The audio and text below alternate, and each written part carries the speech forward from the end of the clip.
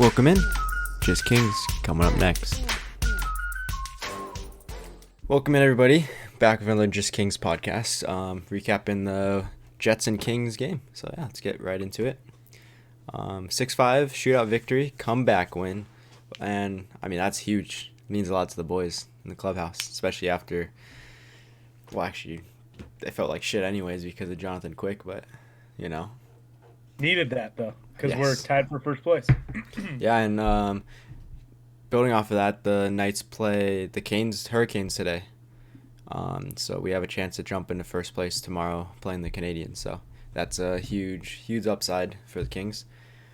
But yeah, big win, especially after this road trip, like how it's been going. That win must have felt really big for the players and the management. So that it's good for them. Yeah, with also 10 of the next 11 games being at home. That's how you freaking end a road trip, dude. Mm-hmm. All right, moving right along to our next point. Carl Grundstrom returns back to the lineup. I know he's a role player, but he did his role really well. I mean, 5 hits, 1 assist in 8 minutes and 40 seconds. That's pretty good for him, and just bringing that little bit of a physical presence on that fourth line, just laying the body. So, I mean, can't expect a lot out of our fourth liners, but that's something that I like to see, physical presence. So I don't know if you have any thoughts on that. Yeah, I just completely agree. Pretty much took the words out of my mouth. It's nice having a lot of options again with how we want to go about our fourth line. Because obviously our top 9, I'd say, are pretty solidified right now until we make another move, / if we make another move. So yeah, I like it.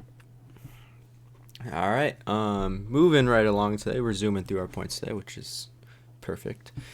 Physical presence on the ice. Okay, so just want to bring up one thing here. Copley was completely run over in the first period. Like, guy just driving the net, gets ran over. Nobody even touches the guy that just ran Copley over. He wasn't even pushed into the goal or anything. He just brutally just ran into him. And then the whole first period, the Blue Jackets were just digging at his covered pucks on his glove, and we didn't really do much. Blue Jackets.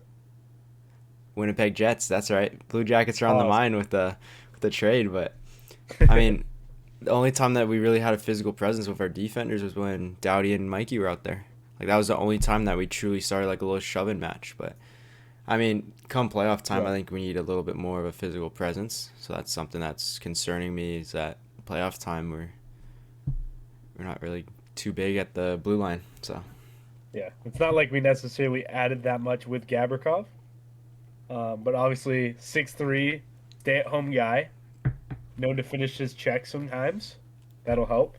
But yeah, dude, like Jersey got bullied a little bit, especially on that hit. That was brutal, which the boys did fired up after that. But like, I didn't see much like physicality out of Edler and who was it, Walker, and Roy. And he never really is that physical. But, Roy is very good at doing like the just under a cross-check penalty, and that's how he's physical. Like, he uses what he can. He doesn't use his body much, but he uses his stick to, and that's how he brings that physical presence. But I don't know, Edler had that one physical presence on his penalty, went right to the back, so that was a pretty good physical presence if you ask me. Yeah, that was solid. Yeah. Wait, was he the one that got the cross-check? No, it was was that interference. one that got the cross-check? Was that Kempe? Kempe, yeah, in the Dude, offensive zone. Borderline, what's it called though? Dive. Flop. That was kind of brutal. I mean, if you get hit in the lower back and then your head hits the ice before your feet does, it's a little okay, sure. I mean, Kempe wouldn't have even hurt a fly with that cross check, so I don't know what that guy's diving for. But I think going back to the physicality idea is that we need to still be under control. Yeah, you can finish all your checks like you do in playoffs, but you need to be a little more in control. And I didn't feel like we had necessarily the best control. Yeah, I mean, normally Lemieux brings that for the Kings, but with him not playing good this year, and also whenever he gets on the ice and looks at a referee, he gets a penalty, so it's not really like the best option to send him out there, because dude, he must have like 40 penalties already this year from him sneezing wrong or looking at the referee wrong. So yeah. All right, we'll move right along to our next point then. Blake Lizotte hustling back, getting that game-saving dive there. It made me stand up out of my chair. So I was sitting down watching the game, and I just stood up, and I'm like, Blake Lizotte. Oh boy. That was epic. And then he And takes then a he did dumb take tripping. Yeah. that penalty after. But you can't Oh, even he get didn't mad really at stop Flex. it. He saved the game, but then Yeah, he literally saved the game. Like, Yeah. dude, that's just honestly like effort, because he's obviously a little quick, but dude, he just has that grit to just never give up. Like some guys would have been skating maybe 90-80%. Dude, Blake Lizotte was going at 110% in full freaking extension, just gets there somehow. Yeah, I mean And that's what you do. if you look at the video, like they're already across the blue line and they're like 10 feet in front of it, and Lizotte hasn't even crossed the blue line yet, and he still gets there, lays out full extension, and then takes a stupid penalty after. But it's all right. But still, Yeah. he saved the game. And it's like, what kind of guy do you want on the ice? Do you want to have a Blake Lizotte, or do you want to have a guy that's really talented but won't play like that? I'm like in playoffs. Evan Fiala. What? Sorry, did I Okay, say yeah, something? You can't have too many of Kevin Fiala on the ice. So Yeah, I mean, yeah, that pretty much sums it up. again, I do want to see that pairing, but we'll talk about that maybe. Never. Maybe never. All right, Phoenix Copley. I know he had a rough first 2.5 periods, right? But then he started 2.5, 3, 4. Yeah, possibly the 15. whole game. But Shit the bed. he locked Yeah. it down when it mattered, right? He came up clutch in the shootout. He locked it down at the end of the third period, like the last 15 minutes. He locked it down pretty good. So, I mean, goaltending, yes, you look at the whole game as a whole, but as long as he makes like the timely saves, that's all that really matters from a goaltender that we can ask for. I mean, if we look at his performance yesterday, he did give up a couple bad goals, like from the circle cross net to the other post and in, like that shouldn't go in, and he gave up a couple bad ones, but overall, I'm happy with it. I mean, he gave us a chance to win, and that's all we can ask from a goaltender. See, I'm actually on the other side. I think he's just been kind of a little flat. What I think the Kings are in search of is a goaltender that will make the big save and go above and beyond. Mm-hmm. So the stat for that is goal save above expected. I think Copley's pretty flat. He saves the one he's expected to, doesn't go above and beyond. I mean, but we knew that coming in with Copley. We knew that he wasn't going to be He's a really good backup. the best goalie out there. He's a really good backup, like an insane backup. He should not be having to get relied on this much, as he's just pretty much an average Joe goaltender. Obviously, he's found his stride, getting all these wins, but again, looking at the statistics, he's not supposed to be that guy. So, like, him giving up a 3-piece or a 4-piece, like, that's what he's going to do. Yeah. He's not going to be consistently be that guy, and that's kind of what the Kings were searching for. And maybe with the new guy, that's what it was. I don't know if you saw that stat. Did you see that stat where he was? Goals save above expected. For Copley or Capasalo? The new one, yeah. Yeah, I mean, he's up there. I think he had like 8 goals saved above expected or something like that. And then he's ranked 5th. Oh, that one.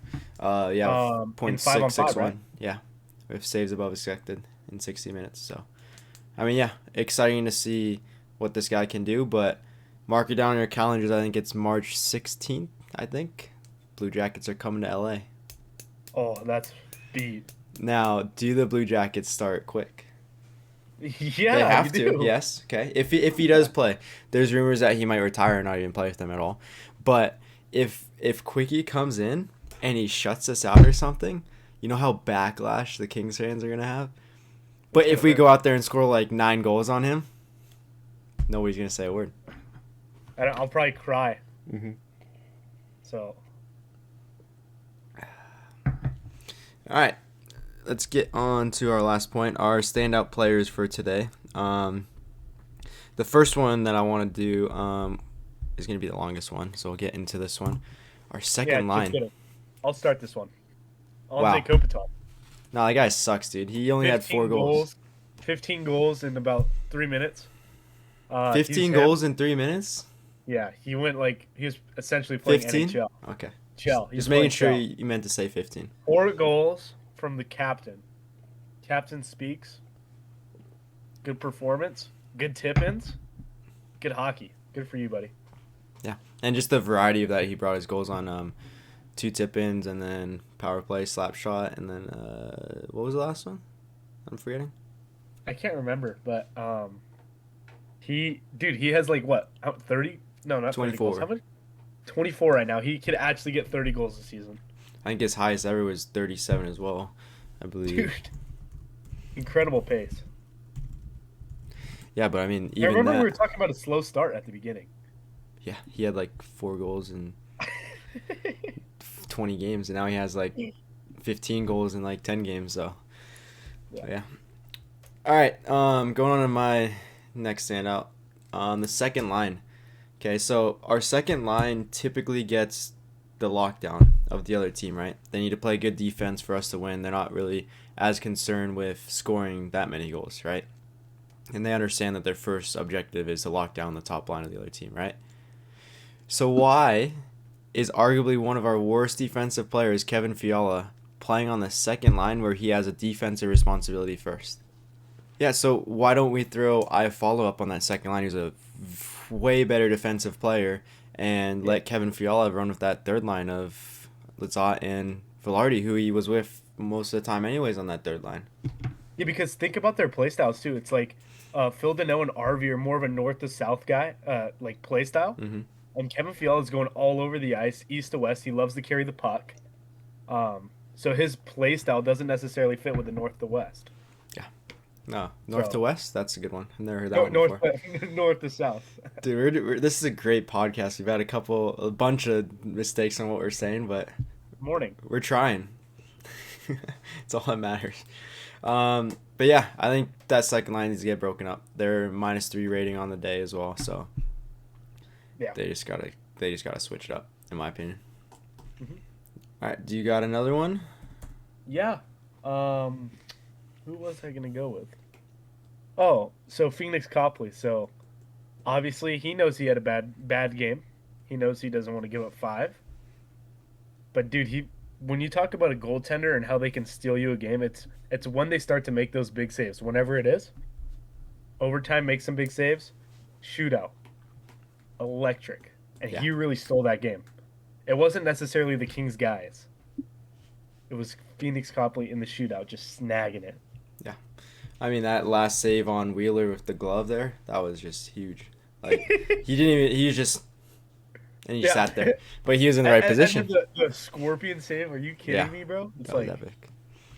Yeah, good for you, though. So that's definitely a standout. I think what the Kings need is a goaltender that'll give them the big saves when they need it. Mm-hmm. He didn't necessarily during regulation, but he did there. Yeah, no. But, I mean, it's all right. It'll work. All right, my last standout, and then we'll get into the schedule and outlook and standings and stuff like that. Quinn Byfield. So we really praised him when he first started getting up on that top line. Using his big body, right? Getting control of the puck, using it, big checks, stuff like that, right? I don't know what happened to him, but lately he's been getting knocked off his feet too much for him being 6'3", 215 or whatever he is, right? Yeah. For having that big of a body, for him getting knocked off the puck this much and just falling over in general from checks, like, not good. He's not using his body anymore. And he did get on the stat sheet with an assist, but I like to see a little bit more him using the body and a little bit more offensive production from him. But I know it'll come in time. He's still young, still learning, so it will get there. All right. Let's get into standings. So we're tied with Vegas right now. They have 2 games at hand. We are 4 points ahead of the Kraken. They have 2 games at hand as well. We're playing the Canadians tomorrow, St. Louis on Saturday, and then Washington on Monday. But we got the rest of the schedule. We play a couple of good caliber teams, like the teams in the West, but we don't have any more Eastern Conference juggernauts that we need to get over. Right? So the rest of our games are really important that we got to be picking up points because most of them in the Western Conference. Right? Yeah. So we got to just scratch points however we can. And I saw this. We have like the 5th easiest schedule in the NHL, which is a good look. So 1, 2, 3. A lot of home games. 4, 5, 6.